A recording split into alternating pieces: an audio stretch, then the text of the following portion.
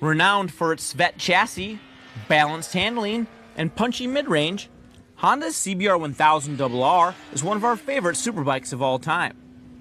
For 2015, it aims to sharpen handling prowess via a limited edition SP variation.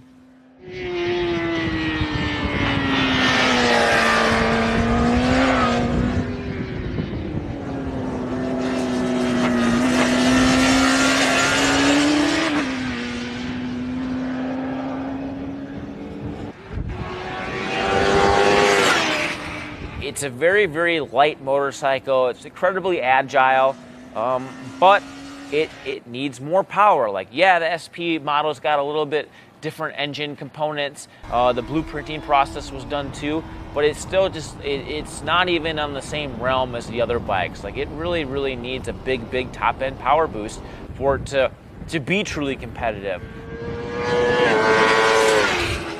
But it still can run a lap time. I think where the difference is for guys that are going racing, and to get the bike to the next level, I think it's harder to do with the Honda, and that's why it may not be so appealing for some people anymore, because these other bikes, the ZX-10 and the Yamaha and just everything, the other bikes have a lot more to offer, I think, in race trim. It is the easiest bike of all of them to ride. But we just struggled a little bit with top speed on that bike. Again, I think with the wind today, that bike probably got hurt more than any of them. But braking and overall stability of the bike itself was incredible. And that's why guys like Johnny Ray and Vandermark are capable of keeping that Honda up front like they have been in World Superbike. It's kind of a bummer. I think every year we're hoping that Honda comes out, updates their bikes with the electronics. They're hoping that they keep up with the Joneses, I guess you can say, with the rest of the manufacturers that are doing the same.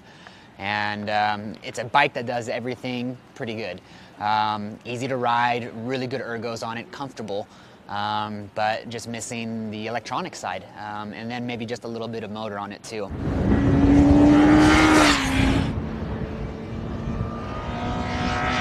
It's one of these bikes, and Honda's known for it, bikes that are super user-friendly. It's easy to push around the corners. I feel like it's easy to correct when you make mistakes. So it's a really forgiving bike, and for those reasons, I like it. I understand in this shootout, maybe it's a little bit underpowered compared to these other 1000s, but as a 600 rider looking to transition and come up, that's actually in my favor. Like, even though it doesn't have traction control, you'd never even miss it because the power is so tame and so easy, and the chassis is so friendly. I also really like the Olean suspension. The actual action of the internals, the way it follows the road and the contours of the ground is really good. It had very minimal stiction, and I think it's a really, really cool that Honda is trying to perfect and trying to really fine-tune that handling of an already really nice steering motorcycle.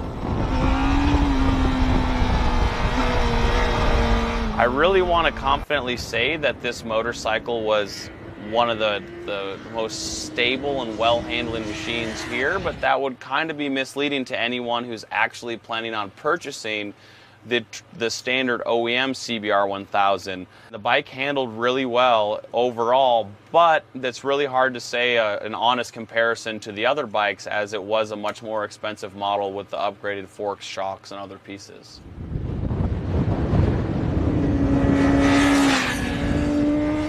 Technology hiccups happen, and just like your smartphone, once in a while it quits working when needed most. That's what happened with our data acquisition equipment during the SP Superpole runs. Since the equipment didn't register any readings in 6 of 10 objective performance categories, we're unable to effectively score the Honda. Thus, it's not subject to an official rank. Despite our data snafu, the Honda continues to make an impression with its intelligent cockpit and above-average handling. Although lacking modern electronics, it is surprising how effective it puts power to pavement, as evident by its mid-pack superpole times. But weak top end and respectable but no longer class-leading handling keep it from being a top contender.